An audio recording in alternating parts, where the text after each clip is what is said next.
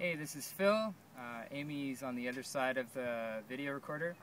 We just want to send you greetings and say we're glad we can join you this Sunday for the services. We're sorry we couldn't be there in person, but this is the best that we could do for now. I just wanted to share a little bit about our time in Haiti. On January 12th of this year, there was a 7.0 magnitude earthquake that caused massive destruction in that country, as you've all known. There was about 230,000 people have died as a result of the earthquake. There's been 10,000 tent cities that have been put up around Port-au-Prince and the surrounding areas as a result of the homelessness and the displaced people. And I was able to go. I remember sitting in Cambodia and watching this on the news and knowing that I needed to respond, and there was 6 of my friends that felt the same way. And so a week and a half later, I came home from Cambodia and I talked to Amy and I said I need to go. And I called Louise Friesen and Pastor Ron, and they were both in favor of it. And within 4 days, we had all raised the money that we needed to go for our flights and our ground fees. We went to different stores around the area and got non-perishable food items and medical kits and everything that we needed that we could bring over there to help them. Toothpaste, toothbrushes, soaps, everything that they didn't have anymore. And we boarded a plane and we went to Port-au-Prince. It was an amazing time in so many ways. It was a blessing to be able to be there as the world was looking on this, and it was also super hard. There was just endless destruction and endless poverty in this place. The average person in Haiti lives on less than $2 a day, which is the definition of extreme poverty. And as you drive by, there are just lines of people lined up to receive money that's being wired from them because the banking systems were shut down.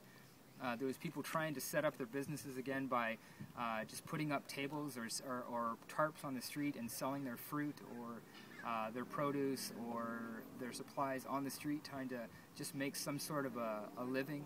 There was lineups of people trying to find placement within tent cities or different refugee camps that were going up in the area. And it was endless. I remember one day we went to this place called Guanaives, which is about 45 kilometers outside of Port-au-Prince, but it took us 3 hours to get there because the roads were so bad. We went into this hospital, and there was a little boy named Evans, and he was about a year, and we asked where Evans' parents were, and his mom and dad had both died from HIV/AIDS, and Evans was left on his own, and we asked, well, who's looking after him? And there was this lady who was the pharmacist underneath the pediatric center, and her name was Paola, and she was his caregiver. She had decided that she was going to take care of Evans. She couldn't bring him into her house because she was housing 24 earthquake victims at the time, and so we sat there and we talked with her, and we just saw one person in this country that was giving hope, and it was a representation of so many other things that were happening in this country. The people were turning to Jesus. When you ask the Haitians why the earthquake happened, they believe that God sent the earthquake to judge the people of Haiti for turning their backs on Him and turning towards witchcraft. And so when I see Haiti now, I see it as a country that's turning back towards God.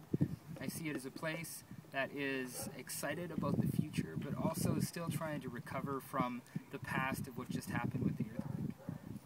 We got to go back again this summer with a team of 20 or so people from New Jersey, and we got to work in tent cities, go in and do worship and pray for people and do kids programs. We also got to do food distribution and pray for people, and we're seeing amazing things that are happening in Haiti. The reason I wanted to talk to you is because you provided a way for this to happen.